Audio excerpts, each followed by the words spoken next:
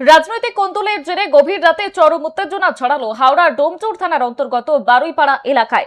এক বিজেপি সমর্থকের দোকানে ঢুকে একদল মদ্যপ যুবকের অতর্কিত হামলা এবং ভাঙচুরের ঘটনাকে কেন্দ্র করে রণক্ষেত্রের চেহারা নেয় গোটা এলাকা। পরিস্থিতি নিয়ন্ত্রণে আনতে পুলিশকে আসরে নামতে হয়। এই ঘটনায় জড়িত থাকার অভিযোগে ইতিমধ্যেই বেশ কয়েকজনকে গ্রেফতার করেছে ডোমচুর থানার পুলিশ।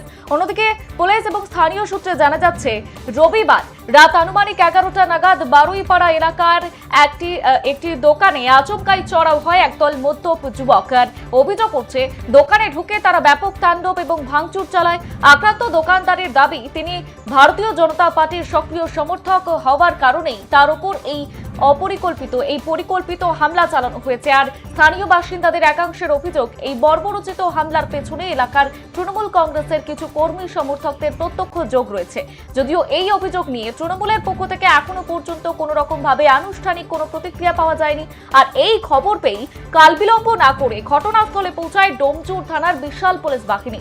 পুলিশ পরিস্থিতি সামাল দেওয়ার পাশাপাশি রাতেই ঘটনার তদন্তে নেমে বেশ কয়েকজন অভিযুক্তকে গ্রেফতার করে। পুলিশ জানিয়েছে, ঘটনার মূল কারণ খতিয়ে দেখতে তদন্ত জারি রয়েছে।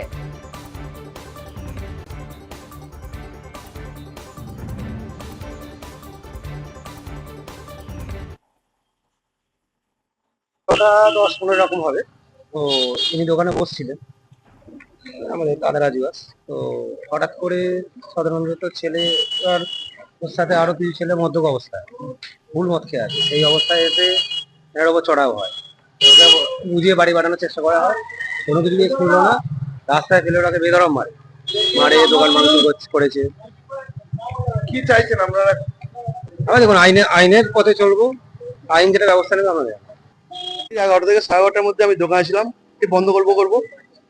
তো একদল ছেলে এলো, সদন দত্ত, ইন্দ্রনীল দত্ত এবং আরো কয়েকজন, সাধন থেকে আরম্ভ করে এসে আমার সঙ্গে তর্কাতর্কি শুরু করলো।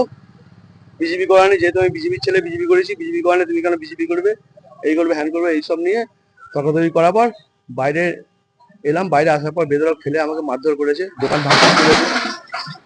এটা ছিল এখানকার বর্তমান তৃণমূলের সদস্য সদন দত্ত, ওর ছেলে বা আরো কয়েকজন আমাকে এসে ফেলে এখানে রাস্তায় ফেলে বেদরক মারধর করা হয়েছে। নিশ্চয়ই প্রশাসনকে জানিস,